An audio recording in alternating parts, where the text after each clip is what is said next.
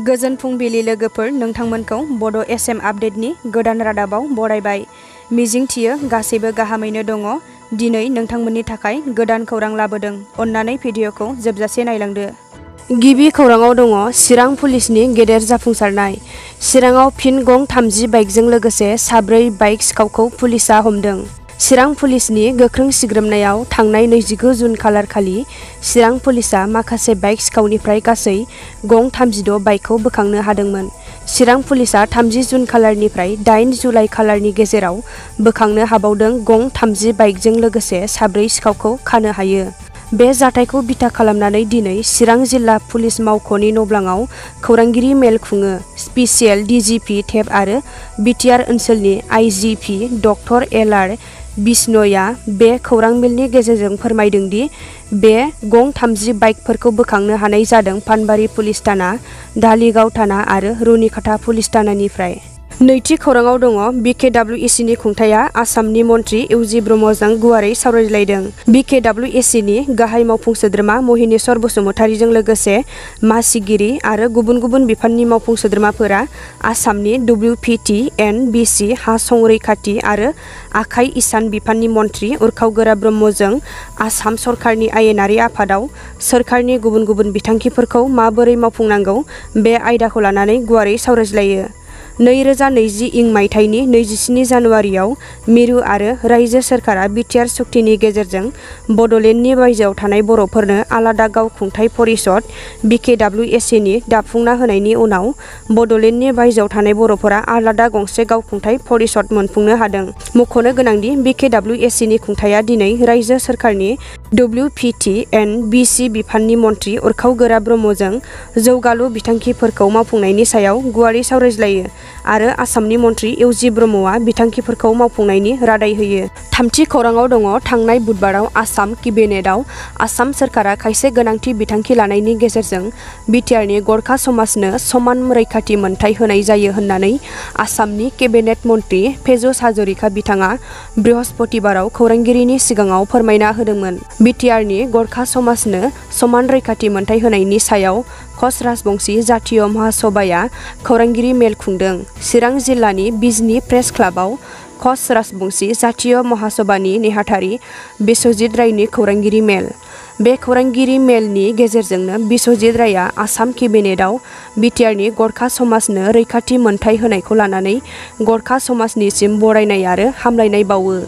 लोगोसे आसाम सोरखारनिसिम खावलायदों दि बिटिआरआव गोबां हारि-हारिसाफोर रायजो जानानै दं आरो कच राजबंशी हारिसानो हा रैखाथि मोनथायखौ आसाम सोरखारा होनो नांगौ होननानै कच राजबंशी महासभानि नेहाथारि बिथां बिश्वजित रायआ दाबि दैखांदों। ब्रैथि खौराङाव दङ सनितपुर जिल्लानि सिङाव थानाय दिघियाजुलिनिफ्राय 30 किल'मिटार गोजान खावब्ला सेन्टारनि गुदि फरायसालिनि लांगोनायाव दिघियाजुलि आन्सलिक, सा दिघियाजुलि आरो बेलसेरि गासै मोनथाम दख'राजों जयै बारग' एनडिएफबि केडारनि दैदेनगिरि आरो मावफुं सोद्रोमानि गेजेराव सनितपुर जिल्लायाव हरखाबै मोनसे मेल खुंदों। बिटिआर बायजोनि गोरोबनाय कमिटि आफादगिरि रिंसा बसुमतारीया बुंथियो दि गासै आसामनाङै 4032 केडारफोर आसाम सोरखार आरो बिटिआर सोरखारा माखासे केडारखौ साख्रियाव माखासेखौ अनसुंथाइ होनानै गोजोन थासारि लाबोनो नागिरनाया जोबोद बेले-बेजे जानाय सावगारियाव सिखारनायखौ नुनो मोननाय जादों।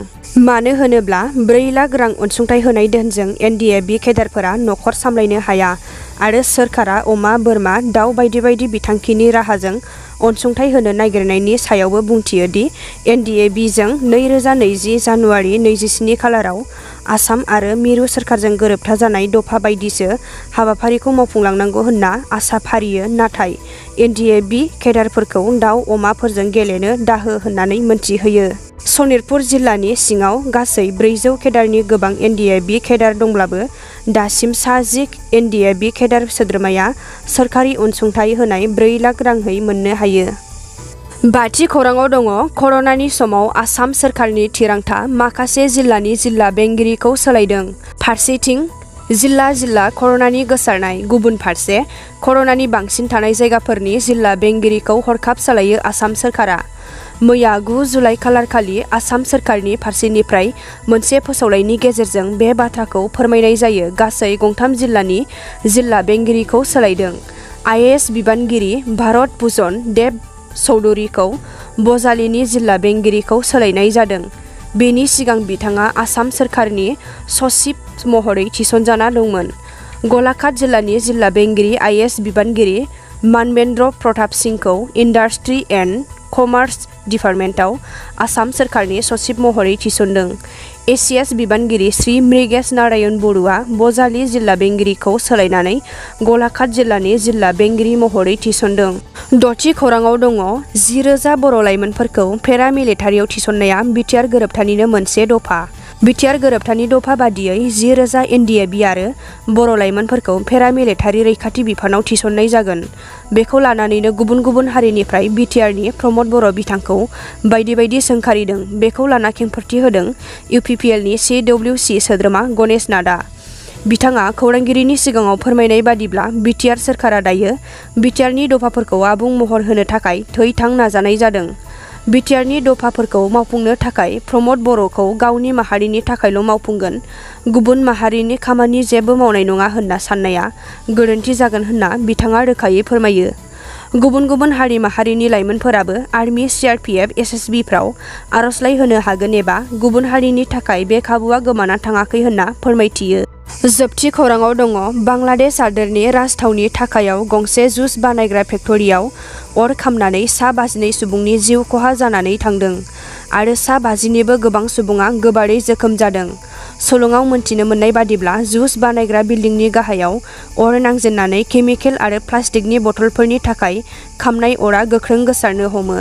मख'थावनादि साखाथिनि सुबुंफोरा अजद होनाय बादिब्ला बे फेक्टरियाव अर नांनाय समाव फेक्टरिनि गुबै दरखंआ बन्द जानानै दङमोन, जाउनाव बे फेक्टरियाव खामानि मावग्रा मावथिफोरा गावनि जिउखौ रैखाथि खालामनो बिल्डिं सानिफ्राय बारजुमनो लानायाव गोबाङानो फेलें जादों आरो जिउबो खहा जायो। बेराफारसेथिं बे अरखौ खोमोरनो थाखाय गं 18 अर खोमोरग्रा गारिया अर खोमोरनो नाजागासिनो दंमोन होननाबो मोनथिनो मोन्दों। रादाबा एसेनोसै लोगोफोर, आरो रादाबखौ जोबजासे नायनायनि थाखाय साबायखर। अन्नानै भिडिअखौ लाइक, कमेन्ट आरो शेयार खालामना, लोगोसे नोंथाङा चेनेलाव गोदानबा साबस्क्राइब खालामना बेल बटमाव थुना अलाव होनानै ला, जाहाथे उननि समाव आं गोदान बर' रादाब लाबोयोब्ला नोंथांमोनहा सिगां नायनो हानाय बायदि। गोजोन्थों।